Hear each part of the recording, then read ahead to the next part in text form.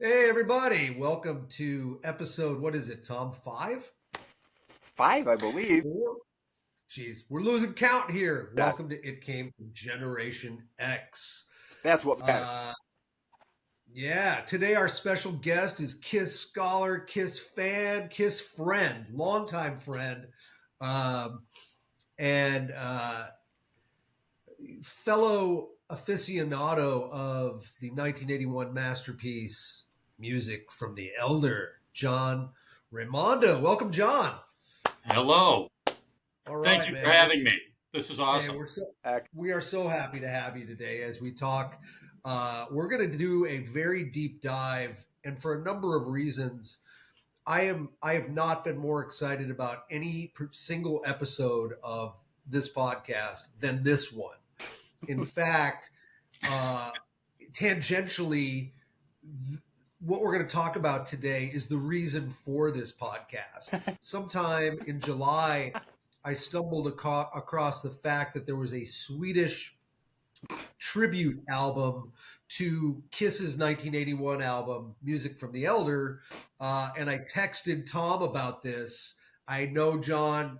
He pointed it out to you, and for whatever reason, that sort of I can't even describe why that prompted me to suggest to Tom we do a podcast, because it's not a Kiss podcast that we're doing here. It's a pop cultural podcast through the prism of Generation X, right? But listening to that Swedish tribute album made me think we just need to come on and talk about cool shit regularly because of this weird Swedish tribute album. So Yep.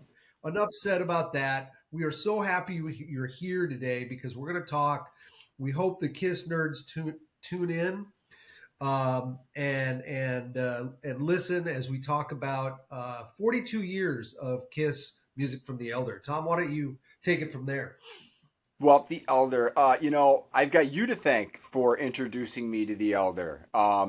We mutually liked Kiss, but at the time I had kind of trailed off from listening to them, and came over to your house one day, hanging out, and you're like, "Have you heard this?"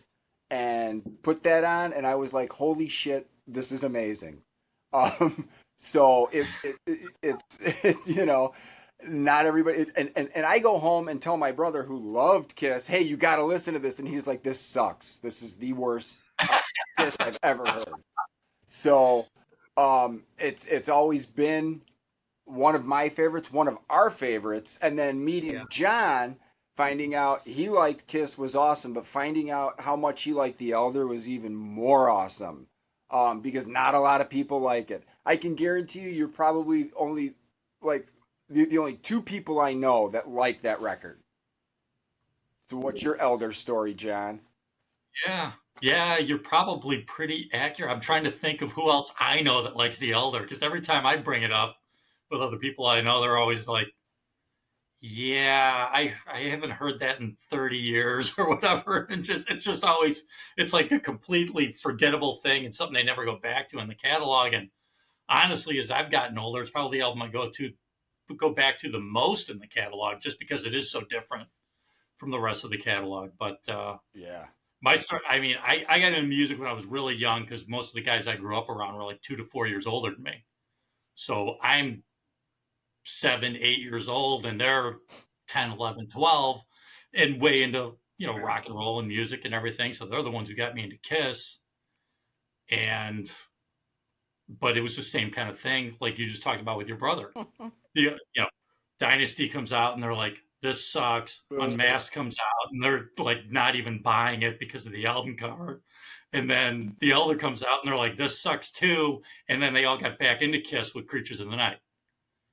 But And Elder never gets a pass.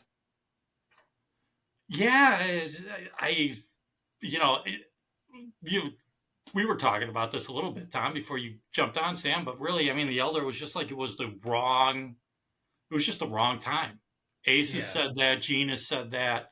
It's such a great record with great songs, but it's just at that point in their career, that was a misstep. Especially because you go back and you read what they were talking about doing in Right. interviews, what they told the fans, what they told the record company. They all said the next album was going to be a straight up rock album, Right. And then they kept this under wraps and released the Elder. It sort of left everybody scratching their head. Yeah, yeah. Well, this is a question I could save for later, but I guess I'll just propose it now because it's apropos. Do you think had the Elder dropped in 1978, it would have been received differently? Yeah, I definitely think so. I think it would have been, it was almost like a three strikes you're out thing for them. I mean, Yeah, Dynasty wasn't received well because of the disco thing. And that was even a weird time, I think, because disco was dying at that point. yeah. And they go and release this disco tinged album, which I love that album too. Yeah. Um, Unmasked was a total pop album. Yeah, Great power pop. songs, but total pop album. So that made the Right. diehards, think strike two. And then the Elder comes and everybody's expecting a rock and roll record and they didn't get it. So they were, they already had expectations set by the band and then didn't get what they wanted delivered. And it was I actually tough. think the 3 album cycle, I would add, if you bookend it with 4 albums and put Creatures at the end of it, I think that's the greatest period of artistic growth and exploration and experimentation in Kiss's entire body of work. Yeah. Because they're trying new things, and that's cool for a band. I mean, if everybody just wants to hear Gene sing about his codpiece and his conquests forever, it just gets boring. And if you look at Dynasty, Unmasked, The Elder, and Creatures, that 4 cycle of records shows remarkable development, experimentation, and artistic balls. Yeah. Totally agree. Yeah. So, Just, all right. So, stealing a page from the Three Sides of the Coin podcast. So we premiered. It came from Generation X with our guest Mike Brandvold, the founder and co-host of Three Sides of the Coin. They always kind of begin with any Kiss news or anything going on presently in the Kiss camp. So we did get a little bit of a surprise this week. You guys want to talk about that in terms of that announcement? Yeah, yeah, and I actually found out from the Three Sides page on Facebook that the final show, December 2nd, New York City, they're going to show it pay-per-view. It's going to be a live pay-per-view for their final show, which we had asked Mike way back in the first episode, do you think this is going to happen? And I'm glad it's happening because what came out of that is the three of us are going to get together and get to watch Kiss's final show, and John and I saw it. We all saw it actually at the same time in Chicago. Yeah. It's not going to be Yeah. any different of a show with the exception of hopefully, maybe Peter and Ace somehow make it on stage to wave at everybody, not to play. I don't expect a performance. You hopefully Eric Carr and Mark St. John get something and Vinny gets a little nod or whatever. But Don't forget Bruce. yeah, and Bruce, and yeah, the silent partner. But I'm glad they're gonna do it on pay-per-view, and because Sam, you and I had talked about this, I think a year and a half ago or something about actually trying to go, and Yeah. it would have I don't think I would have wanted to get on a plane and go do that. So the pay-per-view thing is just fine for me, and I'm glad I get to do it with the two dudes that love Kiss as much as I do, so it's going to be kind of cool. And I think we're kicking around the idea of maybe live streaming that. Yeah, I don't know how many Kiss fans are going to want to tune in and listen to 3 dudes talk about a Kiss concert while they're trying to watch a Kiss concert. But I'm glad they'll not just Facebook Live the thing for the hell of it. I would throw it out there for the people who don't like Kiss. Tune in and watch 3 guys who like Kiss. Interesting.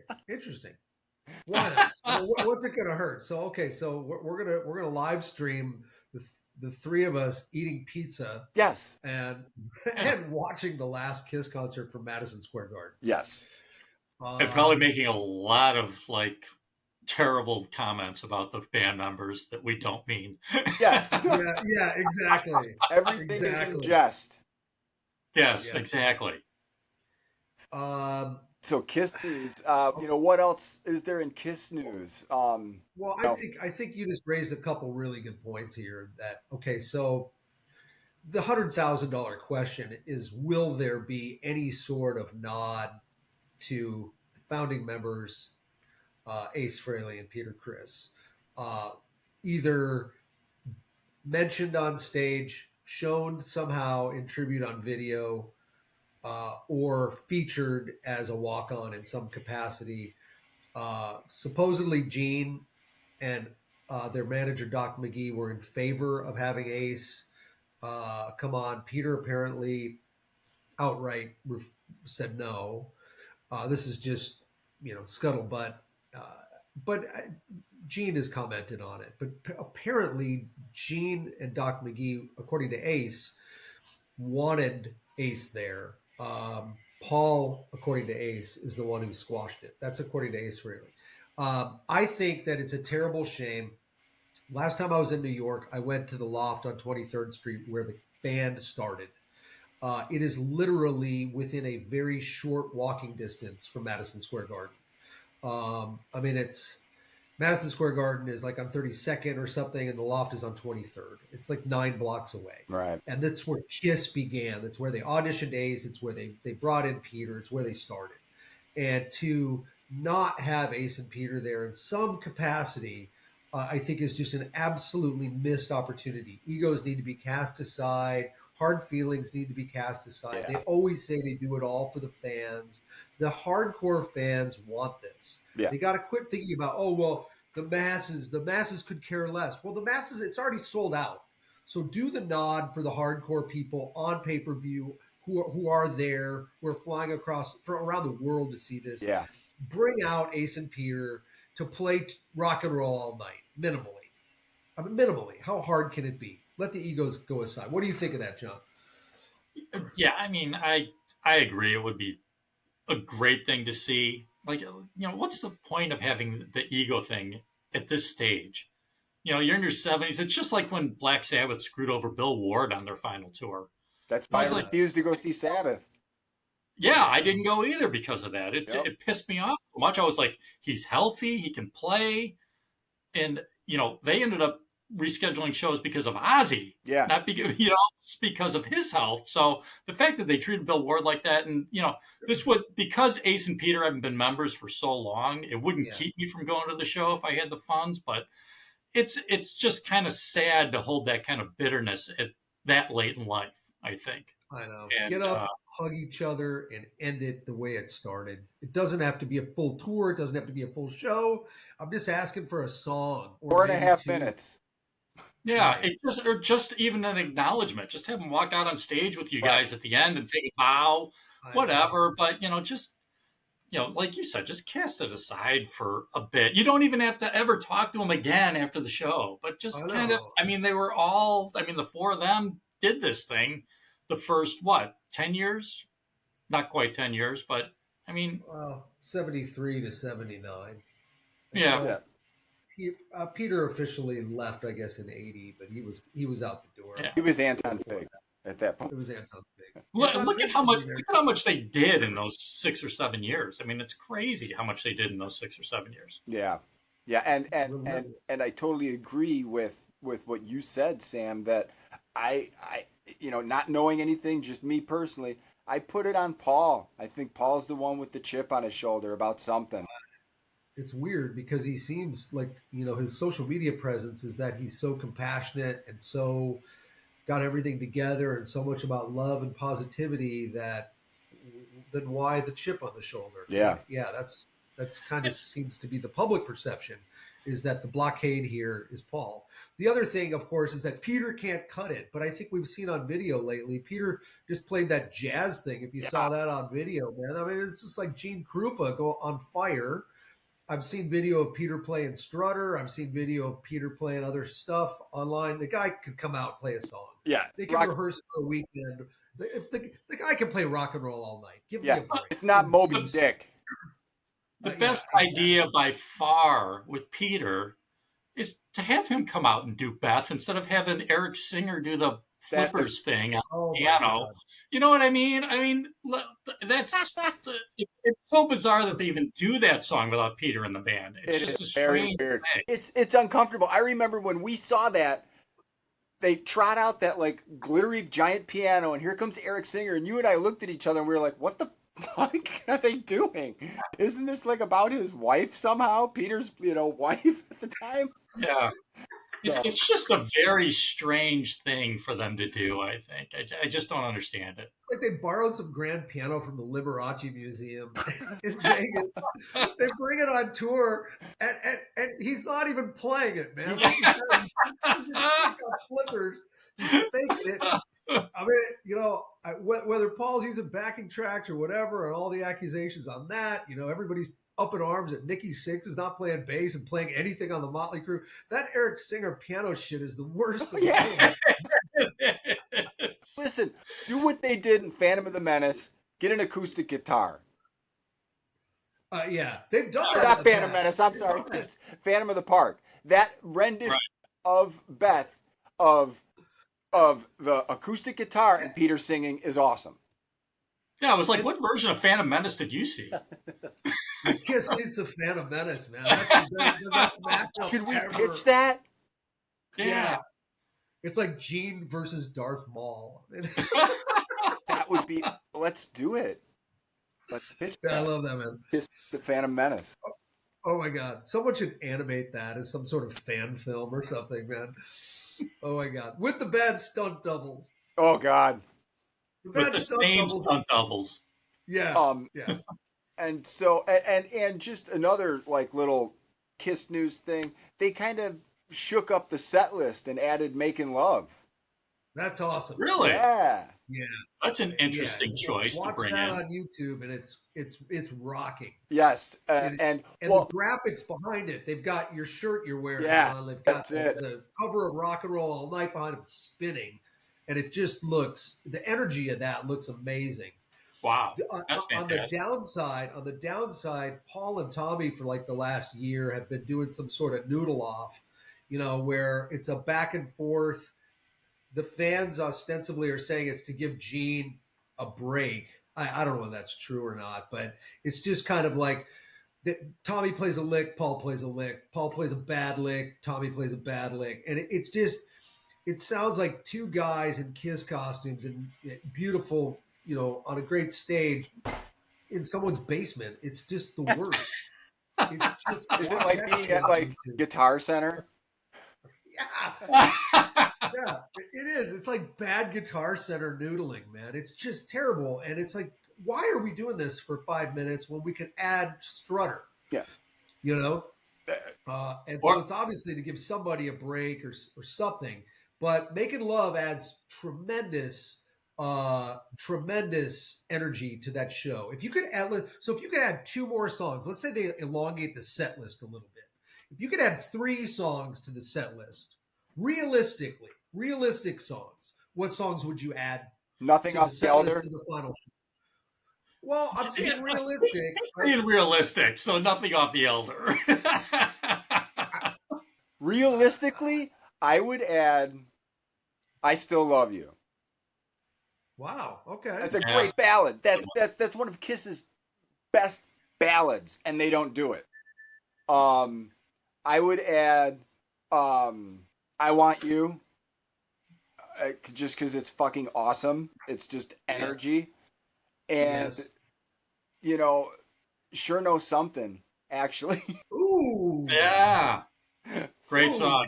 But I don't know if that fits into the realistic category, but it's a great song. They have played it periodically. They played it on the Unplugged, but yeah, it may not fit into realistic, but that's okay. John, what would you add? 3 songs. They make the set list longer for the final 2 shows.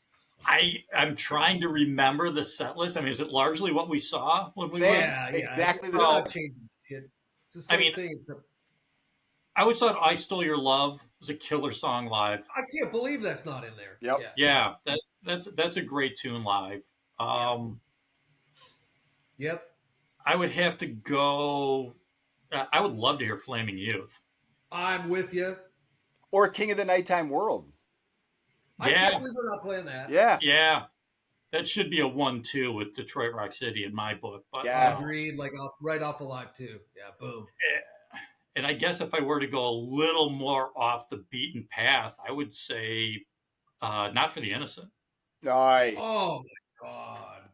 Take Lick It Up out Whoa. and add that. Or Fits Like a Yeah. Glove. Something. It's like a glove. Yeah, yeah. What are your three? I might. God, you guys are naming great songs. I would go "I Stole Your Love" because I think the energy is insane. Yep. Love I like high energy live. I don't want to get bored. Flamin' Youth is arguably one of my all-time favorite Kiss songs. They have played it live frequently over the last 10 years in the current lineup incarnation, so they could play that. And then if we're going a little offbeat, if you watch from the Kiss cruise, I don't remember which one it is. It's either 7 or 8. And this is you know, as John said, a little bit far-fetched, obviously. I would go with I. They played it on the Kiss cruise and it sounded incredible. Add that as one of the encores and just do it, man. It's a great song. It fits in with their ethos and band philosophy. So I Stole Your Love, but King of the Nighttime World, I Want You. Those are all good choices. I Stole Your Love. I Still Love You. And those are all good choices. Not for the Innocents Insane. Great choices. Yep. Last bit of Kiss news. So Ace, they dropped a short clip on Facebook on Ace's page of him recording his this video to his new single this week. Did you guys see that? I saw the still of it, and I think the video comes out November 28th, I think, if I remember correctly. There's a 10-second clip. I think his girlfriend might have photographed it or something. So Ace's band is in the video. 10,000 volts. Of that. So and 10,000 volts is great. That's the name of the album. It was going to be Walking on the Moon, which apparently is another song on the album. Not a cover of the Police song, thank God. But I'm glad they changed it from Walking on the Moon because we had Space Invader, we had Spaceman. If we did just Walking on the Moon, it's like, can we get out of just your identity? Right. So 10,000 volts is the track, and that's now the title of the album. But if you go onto Facebook, there's a 10-second clip of Ace soloing in the video, and you can hear it. And dude,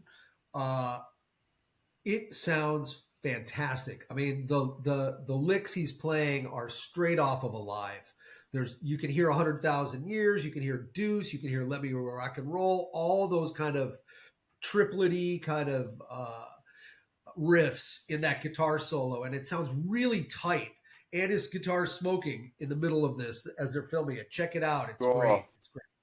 So I have high hopes for this next Ace solo album. I really, Hell yeah. I mean, he got an outside producer, apparently from Trickster. I don't know anything about Trickster. Do you guys? No.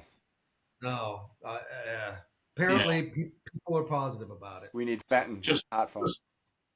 Just the Beavis and Butthead comments. That's all I know about Trickster. Which was not a glowing review. Right. Yeah, it was never a band I never heard. So, anyways, all right. So let's segue into the topic du jour. Something we're all just excited about. Today we're going to talk about, I think, Kiss's 9th studio album. Is that right? I think so. I don't know. Yeah. Music from the Elder came out November 10th. Yeah, yesterday. 1981. We're the 42nd anniversary. Produced by Bob Ezrin. It was their second album produced by Bob Ezrin. He produced, of course, Destroyer. It features for the first time on drums Eric Carr.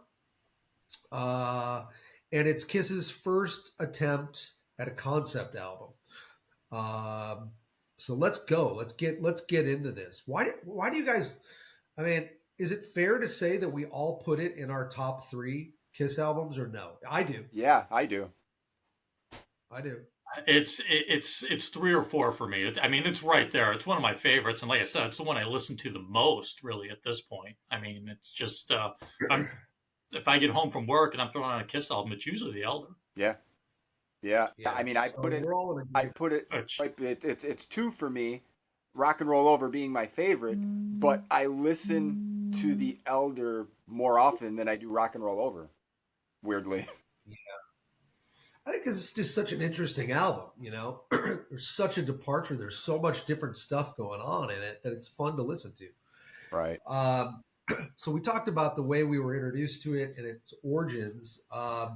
It was commercially not well received, kind of flopped with the fans. But I think John got into this earlier. I'm wondering if anything Kiss released at that time would have flopped with the fans. I mean, Creatures of the Night didn't fare well commercially either, and now it's looked at as one of the band's masterpieces, right? So I think whatever they released, they were kind of screwed. Right. maybe. I mean, I think it's hard to say. Again, Yeah. and that was really, I'm just kind of at this point in that tome of the Elder that's like 4,000 pages or whatever it is, where they're interviewing a couple of guys that worked at Polygram. Because Yeah. this was right when the transition from Casablanca to Polygram was happening. So you had Elder getting released in the middle of that mess. So who's in charge of doing what? Who's in charge of promoting the album? Right. And then the guys promoting the album, like we were talking about earlier, were expecting a rock and roll album, straight up rock and roll, like Rock and Roll Over or something like that. And instead they got the Elder, and they all went, what the hell did we do with this? Where's the single? Where's the anthem? Where's the big song and all this? And one of the interesting industry things the guy was talking about was he was talking about the transition from disco to album-oriented rock, or AOR, and saying how Kiss didn't fit into that world because after Dynasty and Unmasked, they were kind of considered more of a top 40 band by a lot of the radio stations. Yeah. And so it was hard to market. And then they released this album that's hard, that doesn't fit into what they expected, and they didn't know what to do with it. Right. They were at a loss, and they couldn't get any radio traction. Well, Wimps. like you had said, the lead single was "A World Without Heroes," and it just got at me. If they had released that album after Alive 2, and maybe before the solo albums or after if they would have done it before Dynasty, I think it'd be a different story. I think I it would think have right been. after a lot, I it would think have it would gone have been platinum. better received by the fans. I think, but they were I think it coming would have off gone of platinum. yeah. Well, double platinum. Go ahead. I think that, or if Unmasked sounded like Rock and Roll Over, you take those same songs and give it that type of production, and they had Yeah. done Dynasty and then a rock and roll record and then the Elder, I think that also would have made it, Yeah. get received better than it did, because then it would have kind of been nestled between, a rock album and then Creatures, and it would have it wouldn't have been such a departure. But having 3 albums in a row that were really outside of the band's wheelhouse, it just alienated a lot of the fan base. Yeah. I think if we're talking hypotheticals, and I think Kiss fans love to talk about alternate realities, had it come out as we're talking about in '78, right after Alive 2, there's no way they could have done the record because Peter could not have played those songs. Not at that point of his career. True. The album would be totally different. I mean, they would have probably had to bring in Anton Fig like they did on Okay. Dynasty to Right. play all the songs. Right. And Anton could have easily done it, right? But then you would not have had Eric Carr, and the drumming on that album is.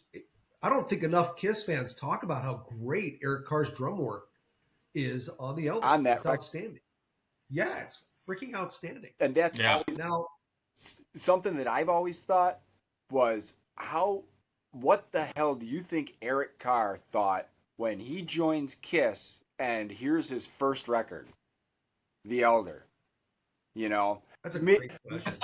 Maybe you guys know. I don't know. Has he gone on record saying anything about The Elder or what? But for me, if I was this new drummer in this established kick-ass massive band and I was playing on an album that was totally different from everything in their catalog, I would have been shitting my pants. And he crushed it. Yeah, Totally. he totally did. And then the interesting thing is he really wrote more than Ace did.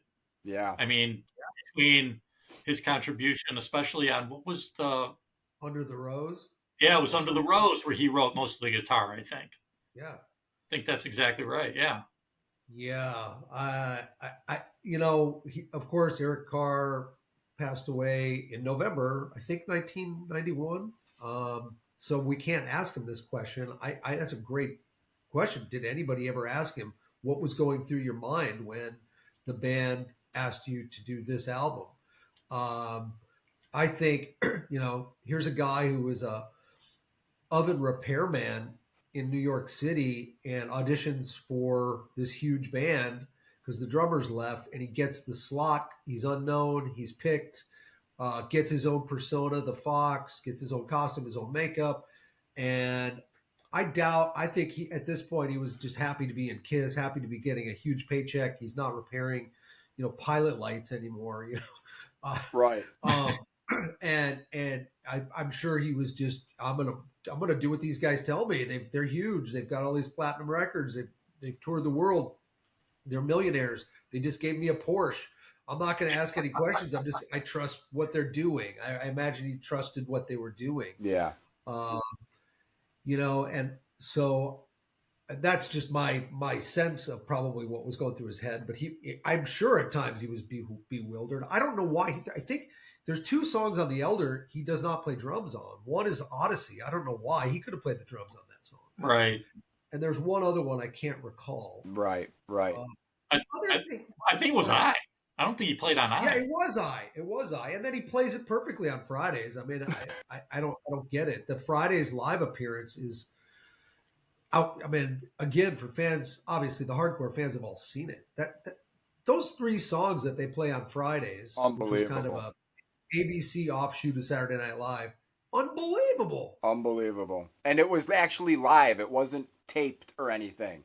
So it was three songs. And it's really sad that if you want to see any Elder live, you have to watch Fridays or you have to watch, Kiss Crew's 8 shaky cam video of them doing I. It sucks.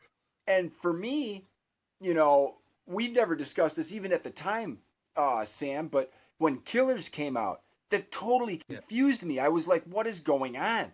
Because we didn't have the internet. You had to wait 30 days for your hit parade or your circus to get industry news.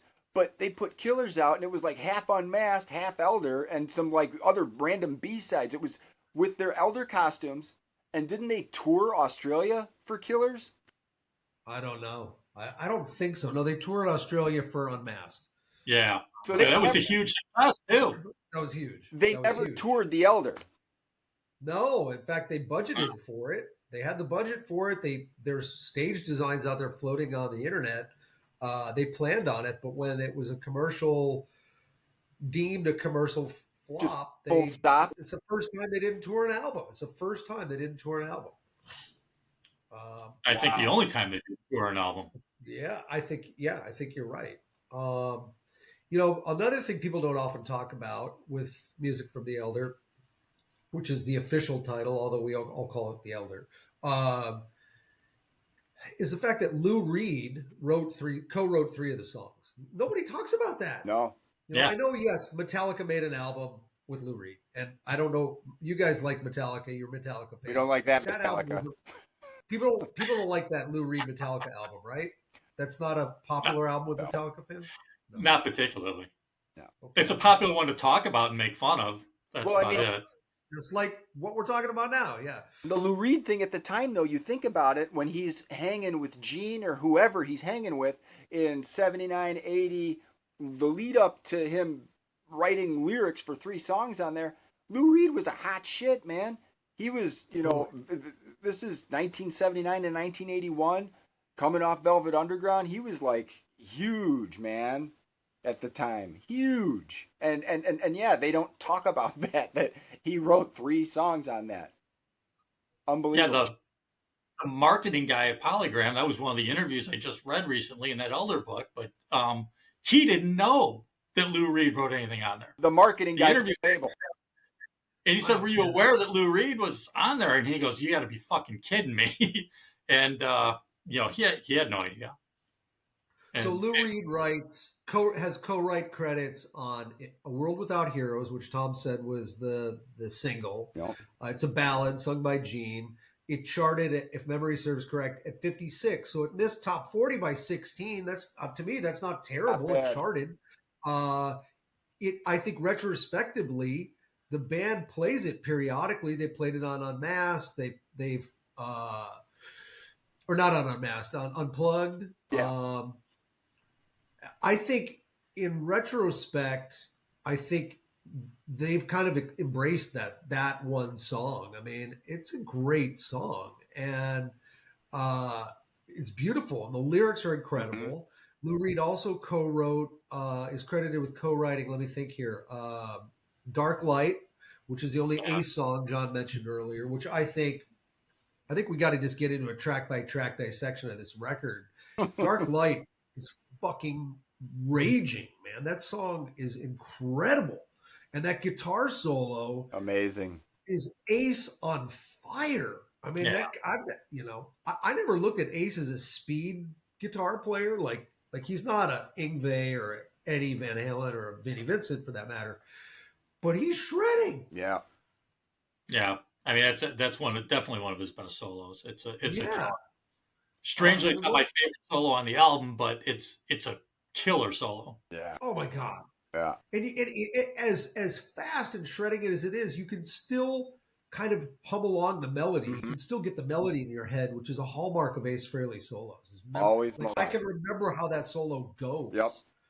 It's like Eruption by Eddie Van Halen. As long and as extended and fast as that is, we all know how that goes in our head. Yep. You know what I mean? Yeah. And then the third song Lou Reed wrote, which I'm curious what you guys think about, is Mr. Blackwell. I like that song. I like it too. I have to say it was one of the last songs that I got into on the album. I think it's weird, and it is weird. And it's a strange song fitting into the story because Right. the story's very like mythological and fantastic and everything, and that song seems very. Isn't it kind of about the record industry? And I mean, I never quite grasped how it fit into the story totally. Well, I mean, maybe you guys can clue me in a little bit more on that because I've always struggled with fitting it into the story. It was like shoehorned in there. Yeah, I don't think anybody can figure the story out. You know what I mean? But for that matter, what the hell is the Temple of Syrinx, and what's the story of 2112? Can you tell me the narrative of that whole record right now? I mean, Rush. Rind. I mean, what crime? Anne Rind. Oh, and Ryan. Yeah. Okay. Well, I and what's the story for that matter? If we're going to delve into concept albums, what is the story of American Idiot by Green Day? Yeah, that's. You know what I mean? Which is a great concept album, but I think it's okay to have an ambiguous narrative in a concept album. Sure. It's just a loose thread. And so my sense of The Elder, I have no fucking idea what Mr. Blackwell is about or who Mr. Blackwell is for that. Right? Not the fashion guru? Yeah, that's what, you know what? You're right. Yeah, thank you. So Mr. Blackwell in the 80s, I could never separate that because he would come on like the Today Show. And is like, this about him? Yeah, is it about the fashion guru? That's who Lee was talking about. He's not well, Mr. Blackwell. With Gene Shalit looking on.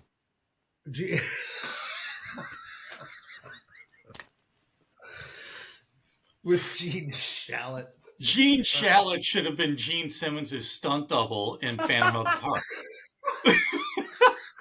Well, Gene Shalit's got real hair. He should wear a wig.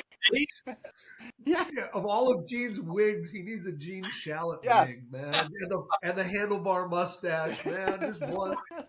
Fucking awesome. Gene Simmons should come out as Gene Shalit Simmons once for Halloween or something. Oh my God. All right. This has gone off the rails. Way off topic. Off the rails. Oh my God. Fucking where does Willard Scott fit in any of this? And the Smuckers happy birthday, man. Oh shit. Oh my God. All right, we gotta reel this back in. I don't know. Mr. Blackwell is kind of like a dark, villainous God of Thunder, you know? I mean it's got the weird backmasking section. I've never been able to figure out what the backwards lyrics are in that, which I think is kind of cool. I'd love if any fans out there know what that is. Someone's got to have done that, right? Right. And that cool bass part. It's Yeah. so cool. I mean, atmospherically, it's a really cool sounding song. Yeah, agreed. I really like it a lot in that respect. I think we don't know who Mr. Blackwell is. We probably don't even care. Right. I assume he's kind of the villain in this story. I mean, we're over 40 years into the album and we still don't know. It's obvious we don't care. I mean, all I know about this album is it's about a boy, right? And it's like this Joseph Campbell-esque hero's journey of in every age and every time a hero is born, right?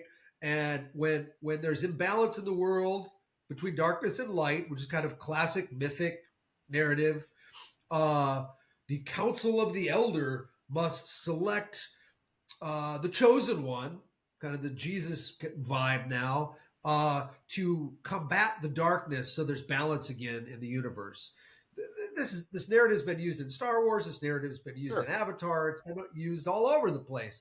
That's pretty much all I know. I don't know who Morpheus is. I don't know who Mr. Blackwell is. I know the boy. I don't know what the boy's name is. Where is this island? Why do you have to escape? Yeah, what island? Right. So I think that's been one of the problems is nobody really knows what the fuck the story of the Elder is about. Yet we love it. Right? It rocks. Yeah. We love it. Well, I mean, we love it for the right reasons. We love it for the songs. For the music. Yeah. Great songs. That's a great point. Yeah. The music is outstanding. So I think that's a great point. Let's do this.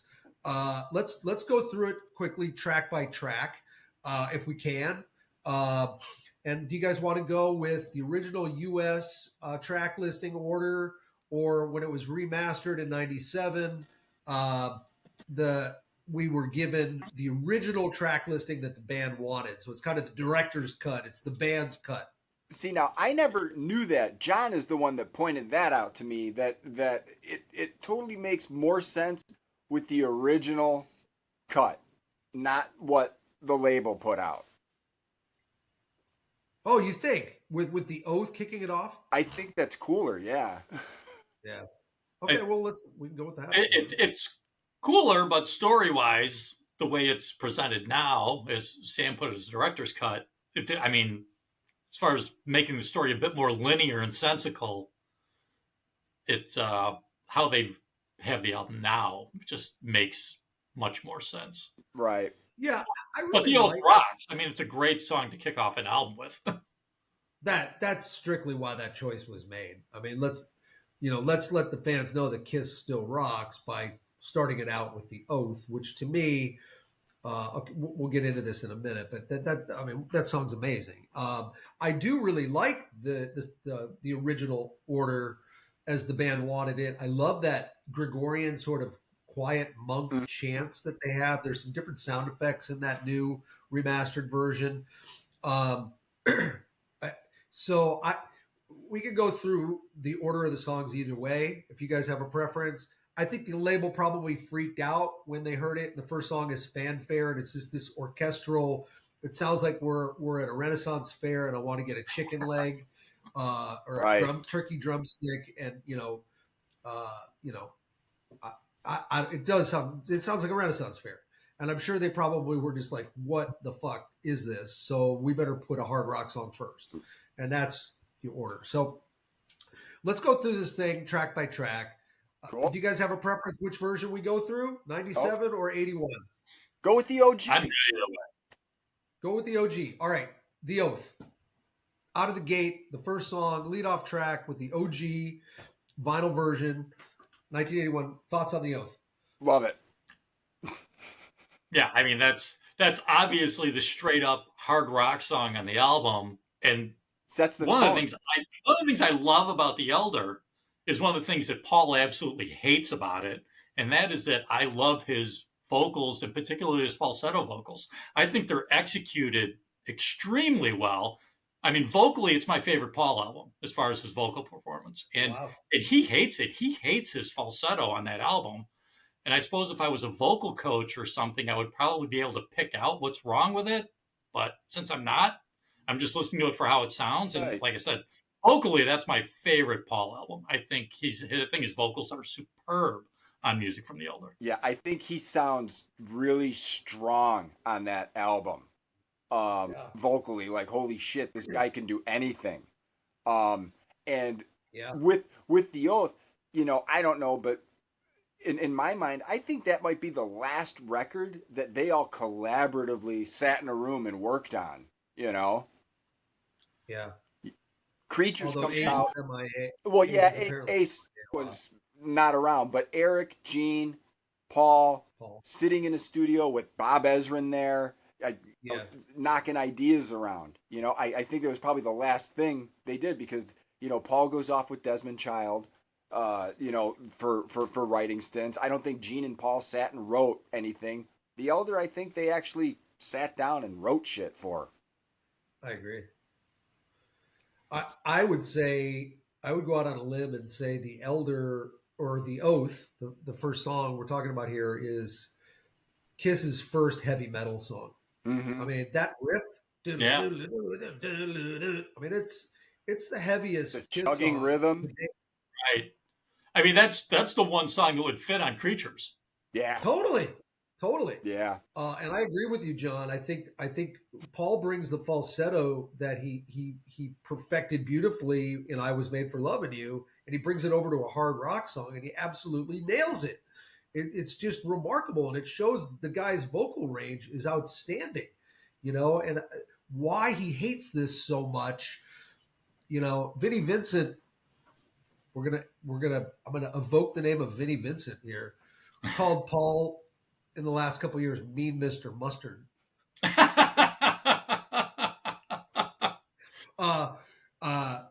And not that Vinny is one to talk, given the dead dogs and the Tupperware tubs and shit.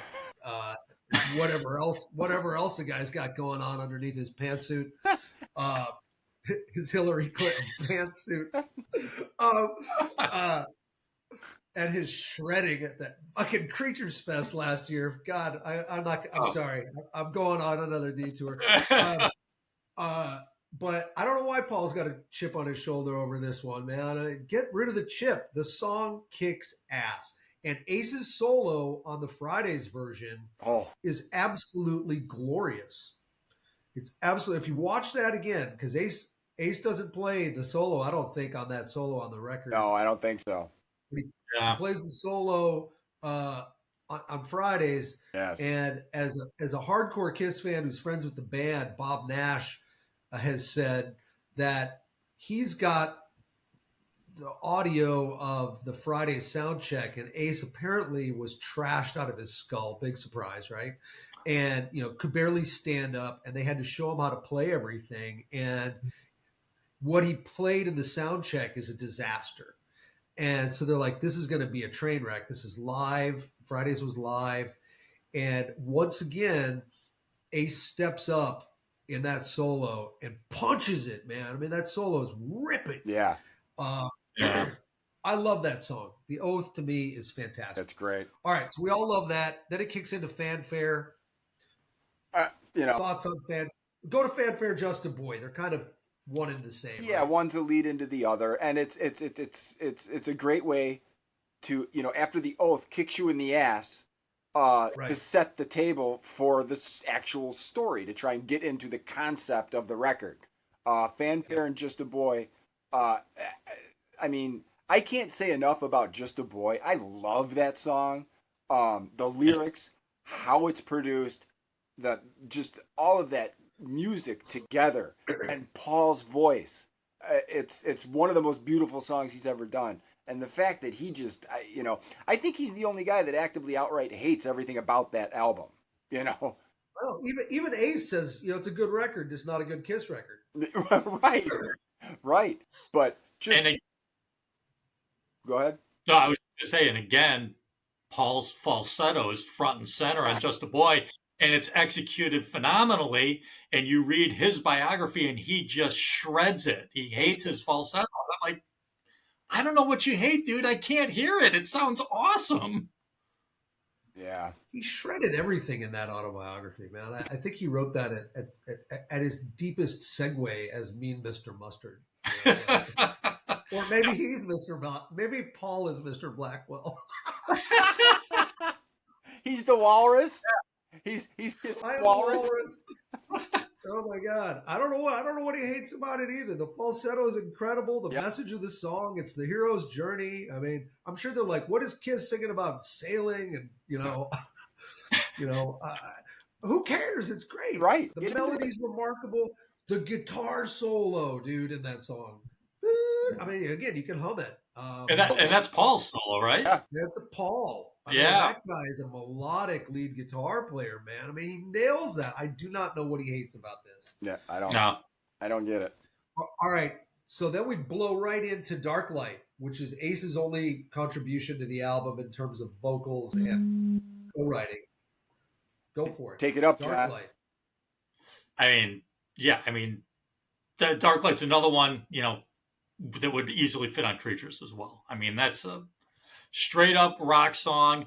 I don't think, if I remember what I was reading about it correctly, I don't think Ace wrote much of the song. I think his main contribution, he kind of came in and tweaked some things on the song structure and then played that just ripping guitar solo. One of his best solos ever of his career, period. I mean, agreed.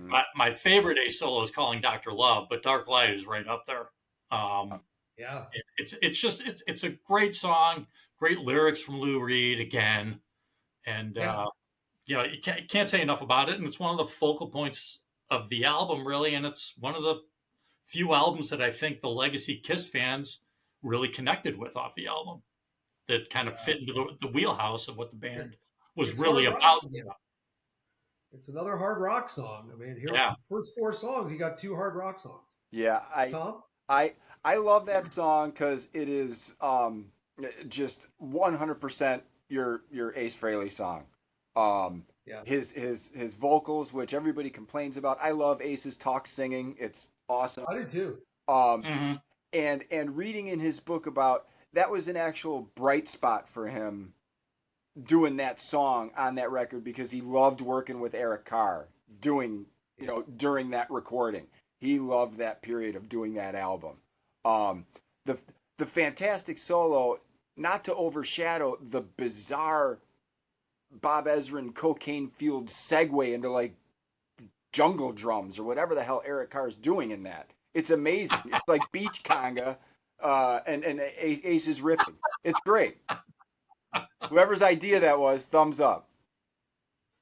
Yeah, too much has been made, even from Bob Ezrin himself, who of course produced The Wall, among others. Too much has been made about Bob Ezrin's cocaine usage, and Bob Ezrin says he takes all the blame for the Elder. Stop it. Stop disparaging this album. Right. Keep using the coke, Bob. It works. Yes.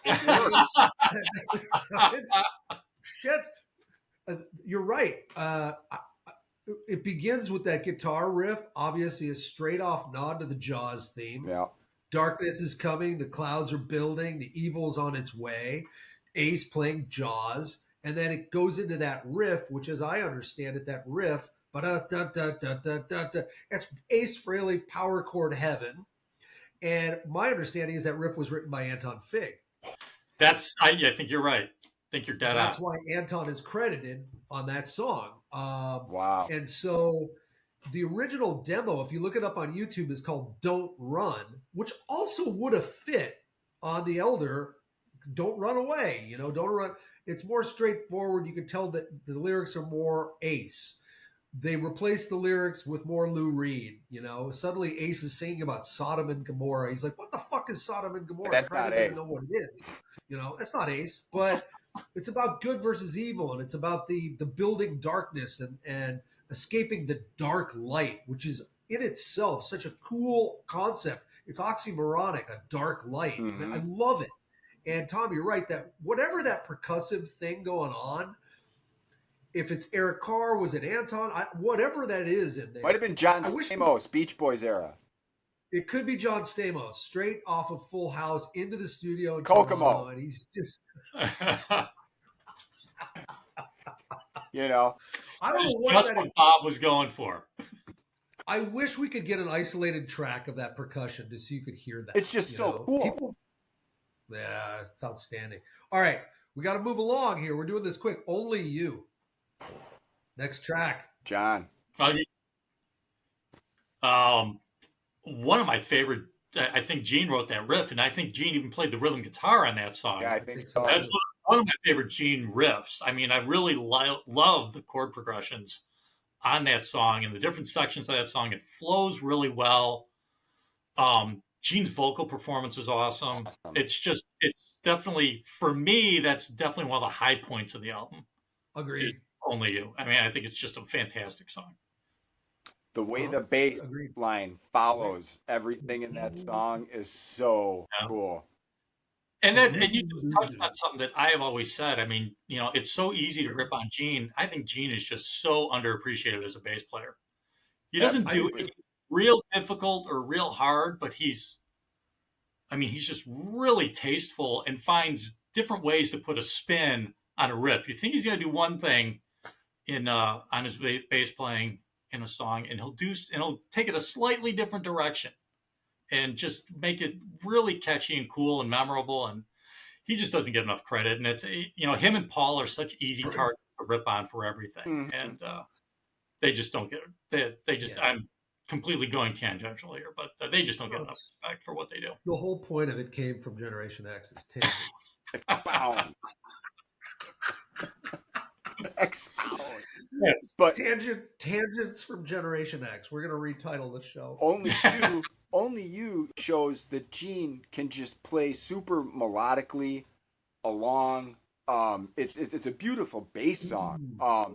But he doesn't get enough credit for like you said he's a groovy bass player. He's got he's tasty, groovy. Like you said, he's not doing a lot, but what he's doing it really well. And it's not just one note. He's all over the place on some of those songs, and it's great. Yeah, I completely agree with you. I to me, it's one of my all-time favorite Gene Simmons songs. His vocal performance is remarkable. He has often said that when he thinks of bass parts, he thinks in terms of Motown horns and what the horn section would play, and plays that on his bass. Early Kiss, first 3 albums, even Alive, there's a lot of Gene doing walking bass runs. He's excellent at that. Mm-hmm. I think Only You's got a little element of that going on in it, but you're right. The melodic bass in that album is phenomenal. And the rhythm, John, I think you nailed it. The chord progression of that song is just so tasty, so good. That is such a good guitar riff. And then we got that midsection, that bridge, where it kicks into oh no, and Paul comes in to sing. So now we've got a Paul Gene vocal pairing, which we haven't had, if memory serves correct, since Shout It Out Loud in '76. That was what Ezra was very good at saying. We need songs that Paul and Gene trade off a little bit. I does it, Shout It Out Loud does it, Ezra and God Gave Rock and Roll to You does it, Ezra produced. Yeah. More call and response kind of tunes from Gene and Paul, and that's the first time you get it on the album. It's the first time we've had it in years, and it works, and it's great. And Paul's vocals in that song, in that bridge, are great as well. That whole section is just kick ass. And then Eric Carr's drumming in that section. Yeah. Mm-hmm. I mean, those fills are just unbelievable.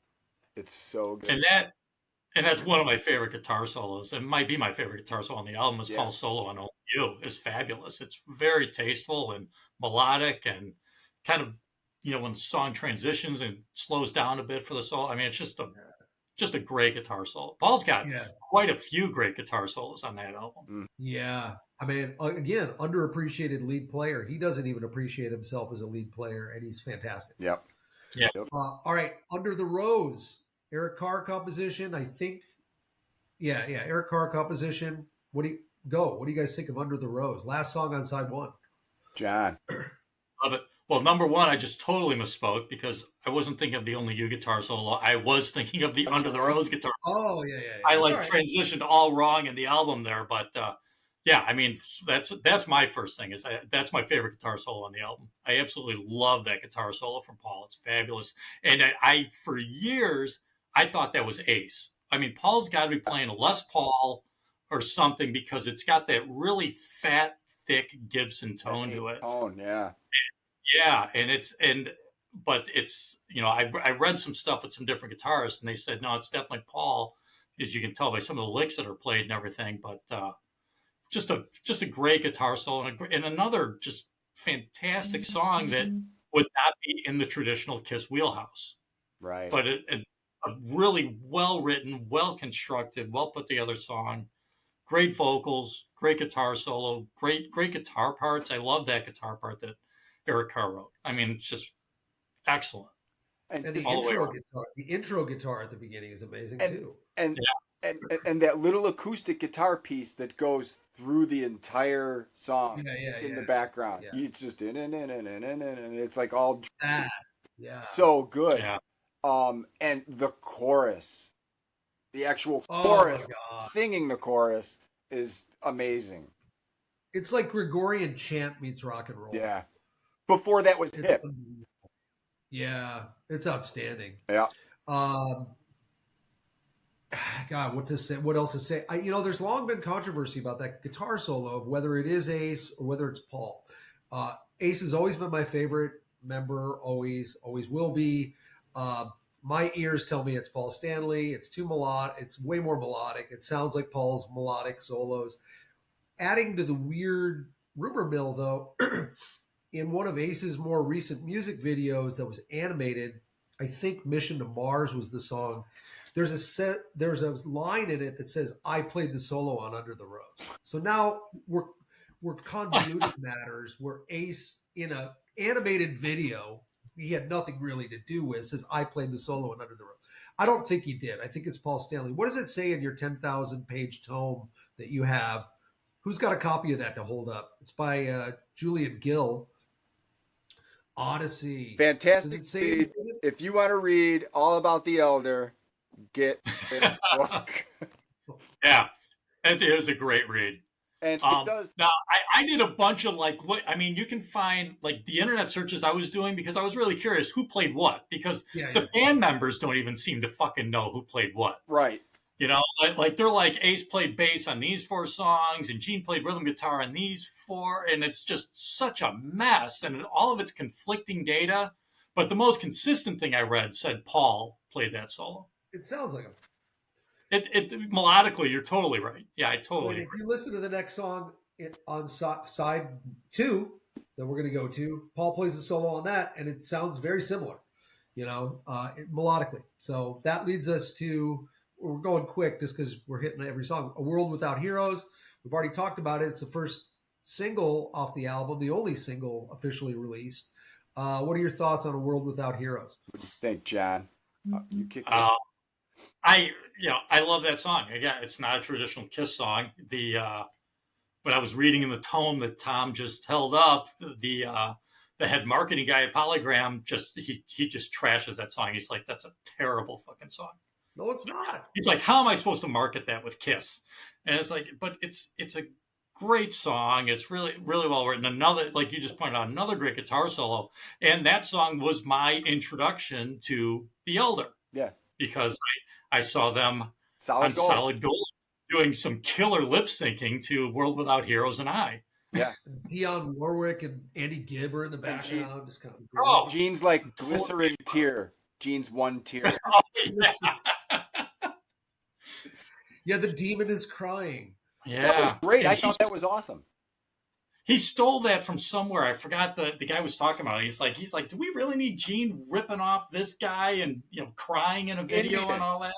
The Indian in the commercial about pollution. Oh yeah, it was Iron Eyes Cody, who was not truly native. No. I think it was just some white guy from Hollywood. But painted. But I like that. I like that aesthetic on Solid Gold with Ace with the big black ovation playing that song.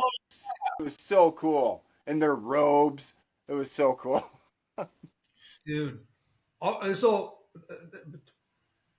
the tangent from Generation X, this, when you're talking costumes, let's talk about the Elder costumes very quickly. Do you, yay or nay? Ace and Gene are awesome. Eric, too many zippers, and I like it. I think Paul, he looks like he's straight out of like Kiss meets Duran Duran. I don't know what Paul was doing. Duran Duran was out yet, were they? Yes, Duran Duran stole their whole look from the Elder. but Exactly, they did. The and headband, Paul's headband is like Yeah.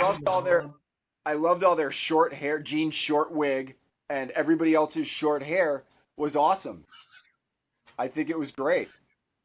Gene's costume changed in different photo shoots. The best one to me are the chainmail pants. Yes. That was straight out of Dungeons and Dragons, man. With the We're like, ringlets like everywhere. It was bad. whoa. That's what they all should have done for that album. When Yeah. you look at it being like this mythical fantasy thing, they should have all been dressed like they were fucking dwarves or elves or something. Yeah. Running around middle.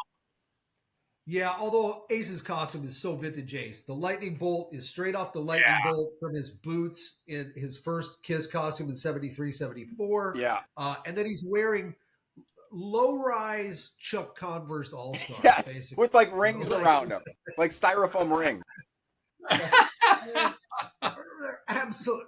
I love that costume, but I think you're right. The mythological vibe would have been cool, but I love, I think people watching this again, well, these guys just love everything about the album. Yes, I think we do. Yeah. It's awesome. I love all the costumes. I even love Paul's costume. Again, I think it looks like leather Kiss meets Duran Duran. It fit the era. It fit the 80s. The headband threw me off.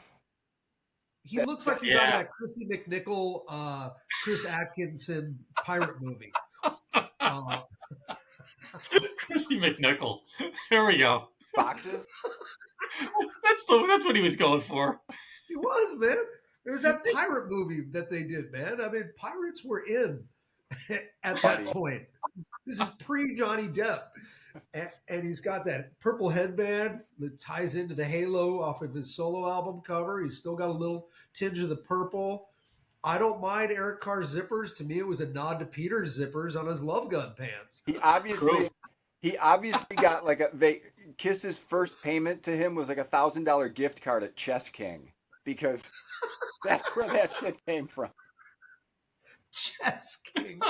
That's where that came from, dude. And I don't mind The haircuts were cool. I thought it was great to see him with short hair. The lower platforms, Gene's wearing more like, again, these Buccaneer boots, but were cowboy boots on the bottom, Awesome. but Buccaneer boots on the top. Like Ron DeSantis. Yeah, exactly. Darth DeSantis makes another return to our program. Or Poor bloated, Darth. or He's not having a good time, man, in the Republican Well, primaries, dude. I was gonna say I got my first scare after Halloween when I watched the debate. Yeah. And Good Lord. Ron DeSantis. You got a lot of time on your hands. And I'm just gonna hope we don't lose Florida fans, but Ron DeSantis looks like Paul Rudd retaining too much sodium or something. It's bizarre. It's a really weird look. I don't like it. An intolerant Paul Rudd. Paul Rudd. Poor Paul Rudd, man. His ears just exploded. He's walking the streets of LA somewhere, or he's driving his Mercedes and his ears just blew up. They should have done that after the second Ant-Man movie. Not me comparing him to Ron DeSantis. All right. World Without Heroes. Lou Reed. It's great vocal, great lyrics. Great lyrics. It's a great fairy tale song. Yeah. It's wonderful. A bird without wings, a bell that never rings. It's so good. It's just a sad and useless thing. Yeah. It's very poetic, Yep. written by Lou Reed. So all the snobby naysayers out there can say the guy from the Velvet Underground wrote the lyrics of this song. Happily cashed the check. Probably cast the check. Love that song. Love the keyboards. I don't know who played the keyboards on it. I'm sure it's in your Elder Bible there. Nancy Faust. Love those keyboards. Who did? Nancy Faust. Nancy Faust from the Comiskey Park days of the White Sox. Yeah. I think it would sound a little different. Got a little Harry Carey cameo. The lady's vein in the middle. All right. Any other the guitar solo again? It's great. Yeah. It's Paul. Another great Paul solo. Majesty. And Paul in the video playing that white V. Oh, so awesome. Oh, Incredible. All right. We talked about Mr. Blackwell. That's the next track. Anything else need to be said about it? We've talked about it. It's a cool little palate cleanser right where it's at. Yeah. Yeah. It's not like anything before it or after it. It's just there, and it's good. I like it. It's great. Great groove. Yeah. And I again, I like the atmosphere on it so much, Yeah. and the way the bass sounds with the additional reverb and echo and everything on it just gives this track kind of this haunting, spooky Yes. Like who vibe is this to fucking it. Mr. It's Blackwell? really cool. Yeah. Very cool. I'm going to go out again on another limb here and say that this arguably is the best sounding Kiss record in their entire catalog. Yeah. The audio quality of this record is fantastic. I mean, it's clear, it's beautifully produced. Yes. The mix is fantastic. You can hear each individual part. The vocals are still up. It's not muddy on any level. Oh. I don't know. Too many bands have too much, I don't know, compression, and things are compressed too much, and you can't. I love to be able to sit down and I'm going to listen to a Rush album and just tune in on the drums, or I'm going to listen to a Rush album and just tune in on the bass. I love an album you can do that. Yeah.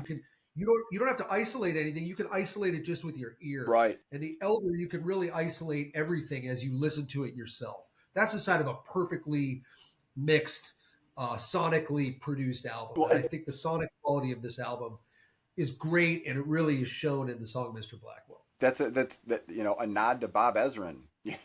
Totally. Guy knows what he's And whoever mixed it, I don't know who mixed this record.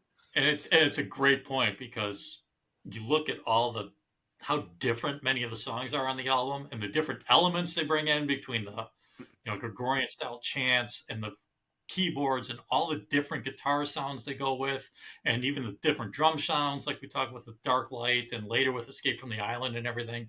And it still flows so well, even though all these different elements are getting mixed in. And it's, Ezra knows what the hell he's doing. I don't care how coked up he is. Yeah, man. The coke fuel. Unlike Peter, he can party and work. Right. Peter proved that he cannot rock and roll all night and party every night. One or the other. Well, yeah. Peter's got to choose. Got to choose. You got to choose. Peter, you got to choose. Well, I guess we could say Peter handled it okay for the first 3 to 5 albums. Oh, yeah. Yeah. He had And then nothing it to kind lose. of came off the rails. Too much money. Yeah, well, Oh, my God. more money, That's better killing quality me, man. drugs. Yes.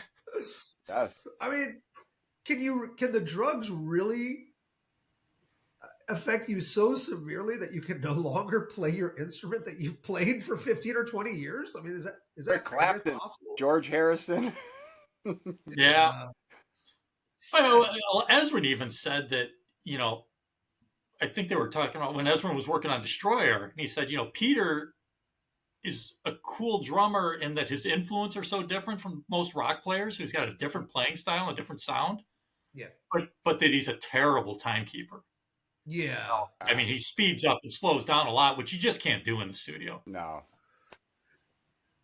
I mean, the swing that he brought to the Kiss sound makes the Kiss sound. It's like Ace's guitar tone makes the Kiss sound. Yeah. But you're right. I think in terms of his timing, it is bad. I mean, but this is, again, tangent from Generation X. I think the drumming on Alive is just insanely great. Mm-hmm. I mean, I love his drumming, period, just because I like his style, and it's so different. It's the same reason I love Bill Ward and Sabbath, because It's got he was swing. a big jazz guy. And it brings a swing to it. It brings a different sound to it instead of just somebody sounding like they're, hitting nails into a coffin for 40 minutes. Right. Peter just brought a very different dynamic, and it made them a lot different from a lot of the 70s band, because a lot of the 70s drummers, that's all they sounded like. They were just... Yep. And he really brought a different dimension, a different sound to the band. So yeah, we can, bring him down a notch a bit on the technicalities, but I love his sound and I love his playing. you can bring Ace down a notch in any regard on technicalities. It doesn't matter. They're both totally original. You hear them, you know it's them. You know They it's got a voice as instrumentalists. They're great. All right, moving along to the next track on the Elder. We only got 3 left. Escape from the Island, the only instrumental on the album. Correct me if I'm wrong. Is this the first instrumental we've got since Love Theme from Kiss on the first album? Has there been another real just straightforward instrumental? I can't remember one. I think you're right. I think so. And then it wasn't on the Japanese version of the album, right? Wasn't there some like negative connotation to it? I don't know. Well, maybe in Japan, I think it was. I think I remember reading that it's not included on the Japanese version of the album. Weird, because the title was somehow not part of. It was somehow deemed negative, like people were trying to escape from Japan or something. Like their island. There was something weird to it. I can't remember exactly what it was, but they did not want that song title on the album when it was released there. Wow. It was Ace foreshadowing the Fukushima nuclear meltdown. And Ace using his cosmic powers again. Prophecy. He blew a line with John Belushi, and then he envisioned a nuclear reactor melting down after a tsunami. Man, it's a fucked up moment for Ace. Hey. See, now that's a great short story idea. Hey, man, let's do it. Let's co-write it. All right, Kiss fan fiction. We'll do a whole book of Kiss fan fiction. All right, Escape from the Island. Go. It's good, you know. It's again, it's like a little nice palate cleanser, you know. And Eric Carr rocks that song so hard. Oh my God! And it's Bob Ezrin on bass. Oh, that's right. Right. Yeah, because it was just the 3 of them that really cut that song, wasn't it? It was Ace, Eric, and Ezrin. Yeah. Yeah. Another great guitar solo. Yep. It's another one. I don't think, did Ace write the riff? I don't know.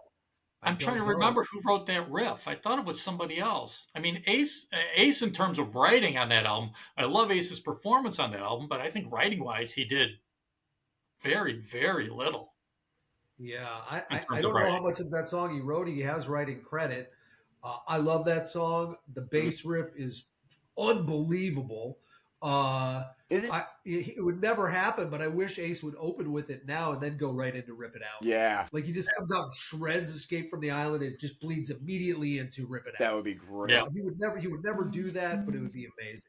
This song is just, again, people who think, oh, The Elder's not a hard rock album, with The Oath, with Dark Light, with Escape from the Island, with you know, it is. There's a lot of hard rock. A lot of hard rock on there. Yeah. Fucking ripping song, and I love the siren throughout it. Usually that would bug me, but it works. It's super works. Cool. In terms of the narrative, I don't know who the fuck has escaped what island. I don't know. Is it the boy? Is it Mr. Rourke? Who? It's like the Chuck Klosterman interview about the Elder. And they said, so what's your take on the story? And he goes, I just love the album. He goes, I really don't know what the story is. I think there's an island you have to escape from and some other shit going on. And he's like, I don't know. He's like, but it's a great album. It is. Well said, Chuck. He's right. Ripping song. All right. Okay, we go to another really major symphonic ballad with Odyssey. Thoughts? It's so weird that it's that late in the album because it's the song that comes closest to explaining what the hell it's about. And it's not written by them. Yeah, that's the other part that's really funny is that they didn't even write it. And it's just really bizarre. But then you take you take the theme of the story and you tack it onto the end of the album. It's just kind of weird. It's an afterthought. In case it's you guys got lost, here's what we're saying. It's like Lord of the Rings, but we're not going to talk about the ring until we're 90% into the story. That's true. Right. It's so true. Another great Paul performance, though. Yeah.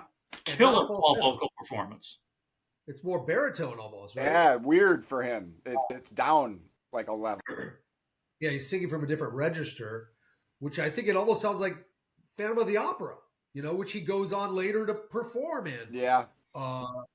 It's written by someone named Tony Powers. Paul discovered the song, loved it, brought it in. They agreed to do it. Eric Carr does not play drums on it. I don't know why. Guitar solo, again, I think is Paul Stanley. Again, So. very melodic, beautiful.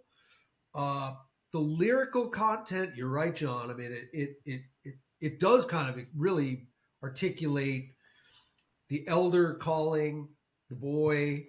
It fits beautifully into the narrative. The lyrics are great. The vocal delivery is great. I absolutely love this song. I would rank this, of course, the most popular Kiss ballad ever, their highest charting song ever is Beth. I think this is a vastly superior ballad, personally, than Beth. Love this. Love totally this agree. song. Yep. Love this song. Yep. All right, last song on the album. The Mighty I Believe in Me. What do you guys think? John. All right.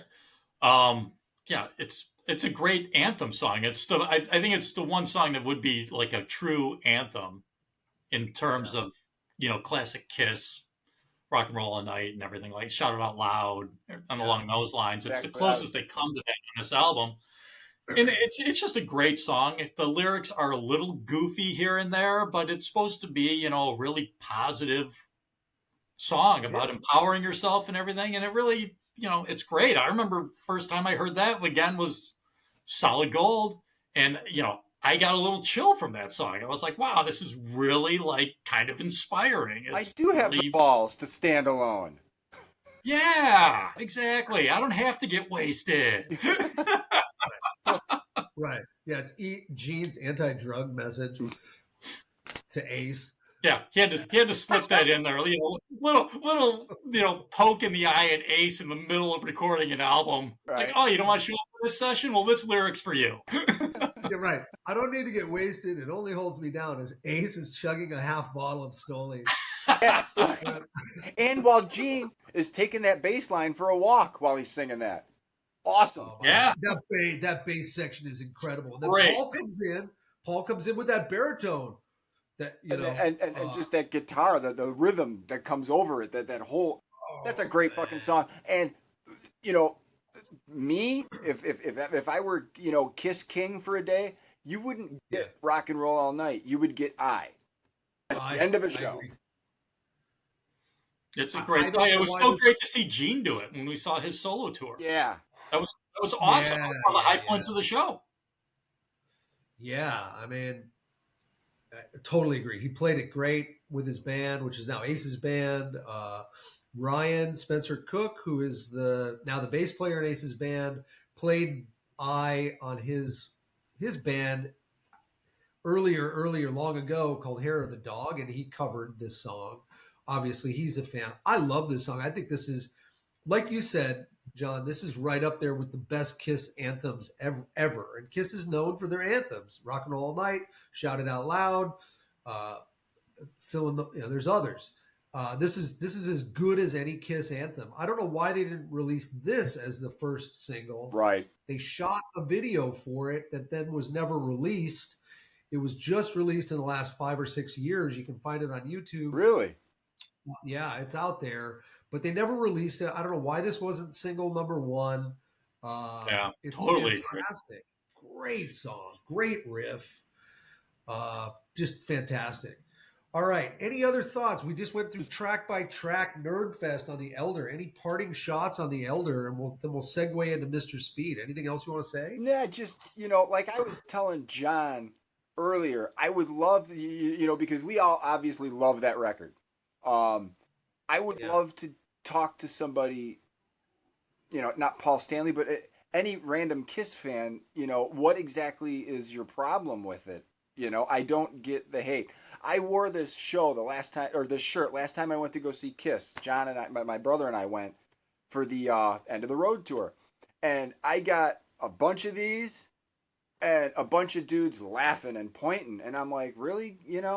That would be like me laughing at your, Hot in the Shade shirt or something, Right. I don't get it. And the Elder is leaps and bounds superior to Hot in the Shade and Crazy Nights. I'm sorry. I will argue that point with anybody. Well, I Yeah, mean, obviously, with it being in or close to all of our top threes, it's leaps and bounds above most of the catalog for us. But yeah. I, I totally agree. I mean, I love Lick It Up, but I think it's better than any non makeup album. It blows it out. Any non makeup album, including Revenge, which was also produced by Bob Ezrin. Yeah. It's better than any of those albums. Those albums all have different merits, but this album to me is in my top three for sure. Again, I love it because it shows Kiss taking risks. It's not Yeah. just Gene singing about I saw you coming out of school one day. You know, I'm like, I don't need to hear that, man. Like, you know, like just their conquests get they did enough of that shit, and here they're trying something new. I think it was influenced by the success of things like Moving Pictures and Permanent Waves and 2112. Certainly, Rush's sort of embracing mythical Neil Peart lyrics. I think that probably influenced this a little. Right. It's a bit proggy, but I wouldn't call this a prog album. I would call this a rock album It's with progressive ballads for and metal. them, but not prog as far as music. yeah, Exactly. So How about last topic? Controversial, the cover. You guys like the cover? Yay or nay? I like it. It's mysterious. yeah, I've got to go with that as well. I think it works really well. It's just like because even then, when you're looking at the cover, you're like, oh, this is going to be a different kind of Kiss album. Yeah. This isn't going to be, you know, like you were just saying, Sam, Gene's cod piece, and Right. you know, Paul Stanley singing about what sign every girl is and all that, and you know, it's you're immediately seeing that okay, this is something outside the norm for them, and I think it establishes that well, and I think just the aesthetic of it is like cool, just having this closed door, and it's like, oh, what's behind there? What's on this album? Mm-hmm. Yeah, that it was the original release was a gatefold, and Yeah. you open it up, and you're at that table with the candle on it, Yep. and it tells the story. I love the cover. I know everybody watching this like, well, they love the whole thing. Yeah, I think we all do. That's why we're talking about it. All right, so I will say my only really gripe with the album is yeah, oh, good. well, first of all, just I would like to hear all of the spoken word parts. I'd love to see a box set for this album and here interspersed with the spoken word parts that were originally supposed to be there. It helped make sense of the story. Yeah. But I think the spoken word part at the end is very kind of cheesy and anticlimactic. It's just shoehorned in there. Yeah, it feels like it feels forced. You're totally right. It feels shoehorned. It feels forced, and it just kind of brings the album to. If they were going to eliminate all that stuff, I don't think they should have tacked on that ending. Yeah, left it out entirely. I agree with you 100%. Morpheus. But I would love for because this was Gene's baby, conceptually. I would love for him after Kiss wraps it up to explore this more. Him and his kid. Do a movie, do a comic book, do an animated something, bring it back into the fucking Kiss canon, I think you guys are both raising a good point. There's no, we got this Creatures of the Night box set last year that was absolutely exceptional. Whoever did that at Universal or different people were involved, including, I think, one of the co-hosts of Three Sides of the Coin, Mark. Everybody involved in that did a fantastic job with that box set. Yeah. There is no other box set I would rather have. I think the next box set, if they do one, will probably be the debut album, and rightfully so, particularly as Kiss ends. But there's no other box set I would rather have than an Elder box set. Because if you go to YouTube and search Elder demos, they're great. The songs that are out there that were not put on this album they're fragments, including Breakout, which appears on Ace's first solo album for Fraley's Comet. But the demos that are out there are absolutely incredible. And so if we could get pristine sounding quality versions of those demos, all of the material that Ace says was cut from him that he recorded in his studio in Wilton, Connecticut, including a ton of shredding guitar solos and guitar parts, all of that stuff. So they'd have to work with Ace. So then that's not going to happen because me, Mr. Mustard, comes in with the chip on his shoulder.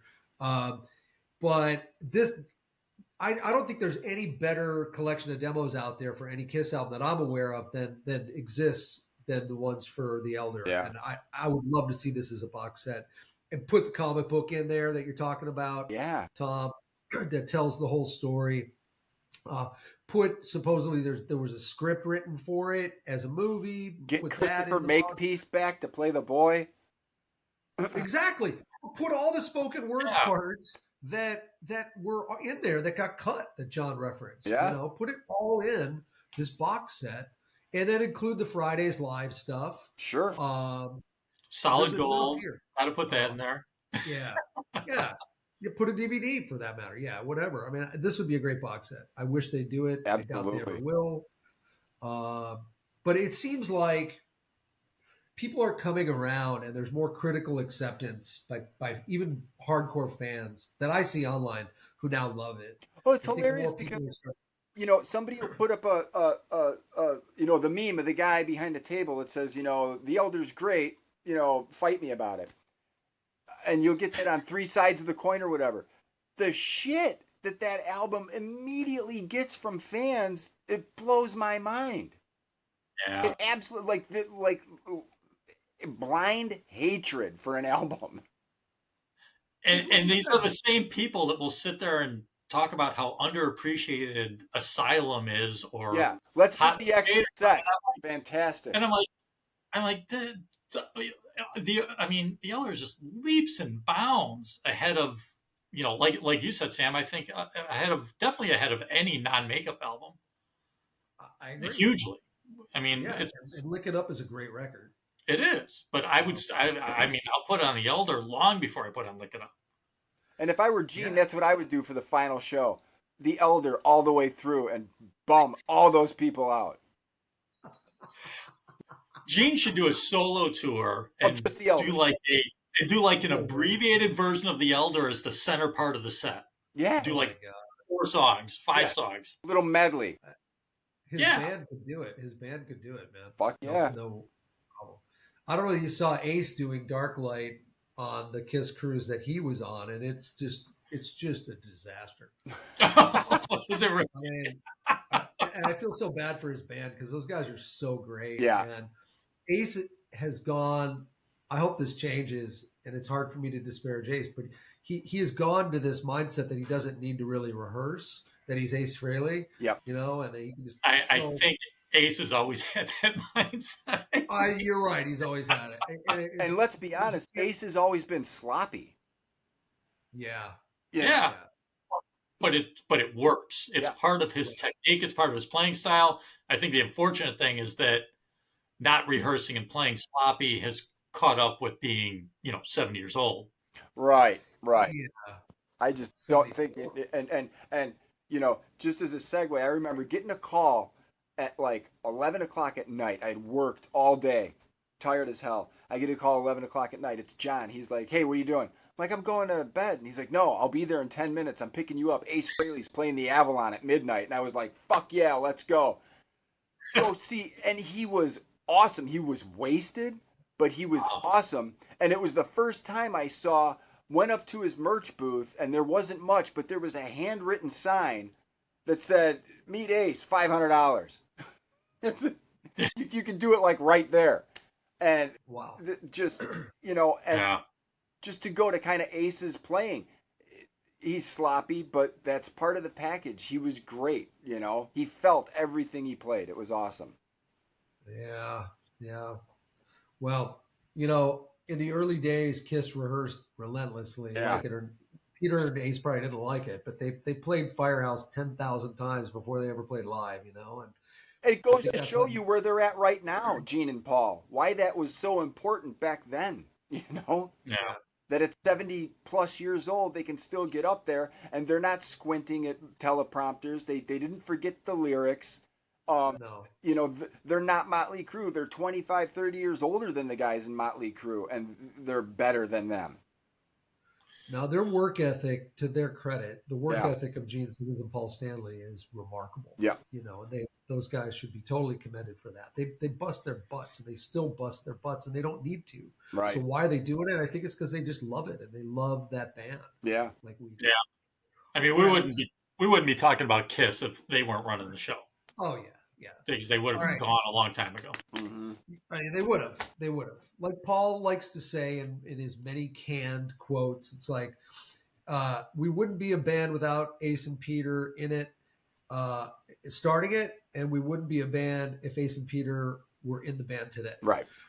He says that over, and he's right. Yeah. I mean, that is actually true. Absolutely. And well, and like you were talking about before, you know, with him getting the mean Mr. Mustard comment and all this stuff, and not planning on having those guys at the final show. I mean, for Paul and Gene, like they did all the work. So when does it get to a point that you just get so fed up with these guys ripping you apart in their, you know, little autobiographies and in magazines and on TV when they get interviewed and everything? I mean, when do you get enough of those guys, of having everybody else associated with the band ripping into you all the time when you did all the heavy lifting?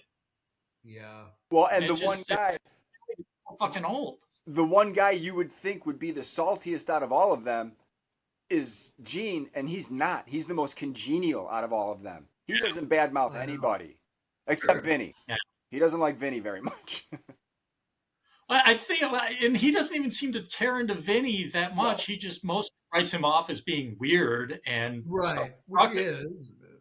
And he is weird and self-destructive. Right. I mean, he just is. But he always says that he's talented. You know, he's a talented writer. He's a great player and is self-destructive. You know. Yeah.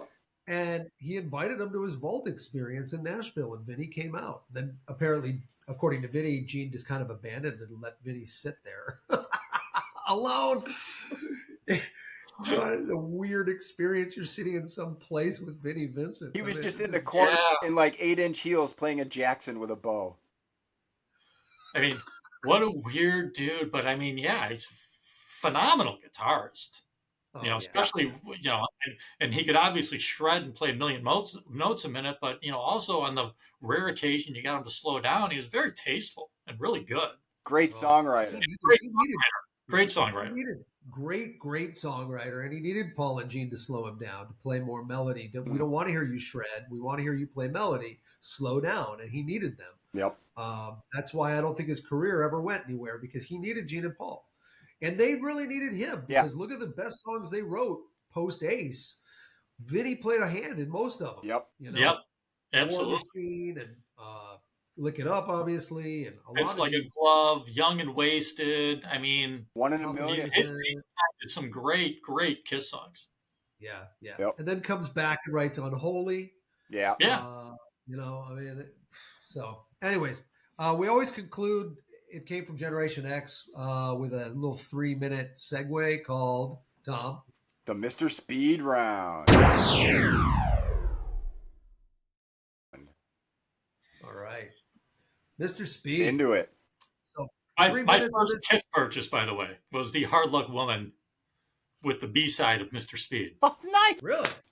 My first Kiss purchase growing up. At George's Music, where Sam got his Kiss trash can? Montgomery Ward on Randall Road. In St. Charles, Illinois. Nice. Which is now like the clerk of court office or something out there. Yeah. I forgot about that. Definitely not WAG. Which, speaking real quick, total tangent, but David Fincher's new movie, The Killer. I had no idea they filmed anything there, but there's a couple great scenes that are shot right in downtown St. Charles. Hey, so it was pretty cool. If people are like, what are they talking about now? We all grew up for a time in and around St. Charles, Illinois. And they could, if you're talking about that new movie Killer, we could put Killer from Creatures of the Night on there, man. I hope it's in the soundtrack. There you go. All right, Tom. All right, so this is totally spontaneous. Yes. We're going to do a Mr. Speed round here, 3 minutes of all questions off the top of your head related to The Elder. All right. Or try. Go for it. All right. Me first? Hit. What is your favorite bizarre musical instrument on the Elder? John? It's got to be the what's at the beginning of fanfare? I mean, is that a keyboard sampling something, or is Is that that a like Zamfir flute? yeah? Is that an actual flute, or is that just sampled on a keyboard? I don't know, but for me, That's it. That's it. that's the winner. Nice, Sam. For me, it's whatever that thing John Stamos is playing on Darklight. The congas or the tablas, or It, maybe it's Neil Peart came in and did that, man. I don't know. But that, whatever that is, I love it. that's mine, and I picture Eric Carr in like a Ricky Ricardo outfit on bongos. Baba Louie, man. Mm-hmm. All right. I'll do this next one. What is your favorite song off The Elder? Tough one. John. um, Oof. Oof. That's yeah, that's really hard. I've probably got to lean towards Only You. I think that's my favorite. I think the song's put together really well. You know, Yep. another just a great vocal by Gene. I mean, when we talk about Paul's vocals on the album nonstop, I think Gene's vocals are fantastic too. I mean, the way he kind of stretches out and breathes on that song and on World Without Heroes and everything, it's he really performs really well. So that's probably my favorite. yes. Tom? I Only You is up there, but I'm gonna go with Under the Rose. I love that song. I love just the story that whole song tells. It's haunting, and the way Gene, that vocal performance is so awesome in that song, and the fact that Eric Carr, came in as a rookie and you know helped write that song is cool. Yeah, I'm torn. Might put Escape from the Island on it, but I'm going to go and agree with John. I'm going to go with Only You. I think it's a perfect song. It is awesome. I can't believe they've never performed it live, in my knowledge, in any capacity. It's just so good. Right. I love when Gene sings in that sort of Beatles kind of lower register, like Yeah. he did on his solo album, and it's just, yeah, it's great. Yeah. Yeah, great song. Yep. John, you got a weird question related to the Elder you want to throw at us? If not, I can do another one. Yeah, I can't. I was not prepared for questions. I got a good one. All I got right. a good one. Pick one song from the entirety of the Kiss catalog that would fit on the Elder. Ooh, that's a good one. Because we know the story doesn't make sense anyways. Right. True. Well, for me, Oh, you know what I would do? Flaming Youth, I think, ooh, Yeah. would kind of fit with that. It fits great call. with the whole I thing and the rise of the boy becoming what he's supposed to be, rallying people to his cause. Yeah, I think Flaming Youth for me. Definitely. Great call. Yeah, that's a good question. You come off with that off the cuff. That's Yeah. yeah. man. I would Pulled have that to one go. out of my ass. I'd probably have to go Saint and Sinner because I think it's got Ooh. dark dimension, good against evil and everything, and I think that would fit on there, and it would bring in another heavy rock song to the album as well. Yeah, that's a great one, man. It does, yeah, and it adds a good heavy thing. I was gonna say Cold Gin because the boy falls into alcoholism and starts drinking because he's so stressed, but nah. I'm gonna do. You might find this weird, but I'm gonna go with War Machine towards the end of the album. It could either be about the evil, or it could be the boy becoming the War Machine. Maybe that's a stretch, but I do think adding one more hard rock song to this album would have solidified the album a little bit more and endeared it into the hearts of all the bitchy naysayers out there lurking on the message boards. We all hope that you'll watch this episode, you crazy ass whiny bitches. But we love you. We love you, and we love Right. Your asshole opinions. Come to the dark light and rock some Elder. Give the Elder Come some love. Come tell us how completely stupid we are for liking this album. Yeah, that's okay. Exactly. Another one, real quick, you start thinking about the album doesn't make a lot of sense. You could add in a song that doesn't make a lot of sense, and you could throw 100,000 Years on there. True. Oh, totally. True. And Totally. I love that we all picked heavier rock songs. True. Yeah. For now that you said that, Journey of 1,000 Years, the last song on Psycho Circus, could even fit on here too. The boy's journey is 1,000 years. I mean, nothing makes all sense. night. All night. Yeah. That fits right in. That's the blue collar aspect of the boy. Right. The boy was a dock worker like Tommy and Bon Jovi. Right. Same thing. Him and Morpheus shack up together. They both start working at a local bar. Morpheus used to work on the dock. Now, all right, dude. Let's do this like guerrilla style. We get 1981 Chris Makepeace, Lou Gossett Jr. Let's fucking do this.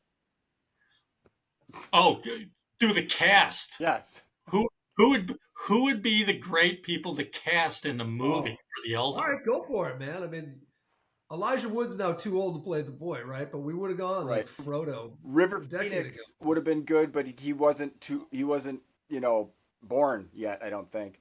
Okay, so like today, who would you have cast as the boy today? Oh, the who's the kid in Stranger Things? The one that got popped. I love that show. Mike. Right. Really? Yeah. The kid who wears a trucker's hat? Huh? The kid who wears the trucker's hat? No. Oh. The other kid. The brother. Mike. The one who's got the older brother. Yeah. Yeah. The kid. No, he would be great. He would be great. Yeah. John, any thoughts? Mr. Speed is over. Peter Dinklage. Yeah. There's a great pick. He could be Morpheus. Yeah, actually, I think he would make a great pick for Morpheus, honestly. Yes. But yeah, and keeping in that vein, I think the kid who played Bronn from Game of Thrones. Oh yeah, he was a good boy. He's probably a little too old now, but I mean, so are the kids from Stranger Things. What are they now? I don't even know how old is the boy supposed to be? 15, 16? Do we even know? I mean, I thought that I read somewhere out in the story. Well, right. Like everything else, it just spelled right out. We're gonna write a companion piece. There we go. for all our theories. Send it to Gene and have him give us a cease and desist. I might throw Morgan Freeman into it somewhere, man. He's got to be the Council of the Elder. Him or Lawrence Fishburne. Yeah, totally. James Earl Jones is still around. Yeah. Obvious. You are watching CNN. Except we would just use James Earl Jones's face. I mean, voice. Yeah, no voice. Somebody else would be him. It could be like Sir John Gielgud, like CGI. Yeah, totally. I love it. All right, that has been the weirdest discussion of the Elder that's ever been on the internet. Well, I mean, awesomely, our longest episode is on one of our favorite records by one of our favorite bands. So as it should be. 42 years of The Elder by Kiss. We love it. Leave your comments. Please let us know. Below. Yeah. And hey, guys, it's important to like and subscribe to our program because that allows us, as we build our audience, to procure more guests like the fabulous John Raimondo. Thank you for joining us today, Ron. Thank you. We really appreciate it, man. Thank you, brother. And we will. Anything else, Tomas? Nope. Just, listen to the Elder and stay tuned. We're going to be planning on our first live stream for Kiss's final show. Absolutely. So thanks for tuning in, guys. Yeah. Have a great one. And John, thanks once again for joining us today. It was a fun discussion.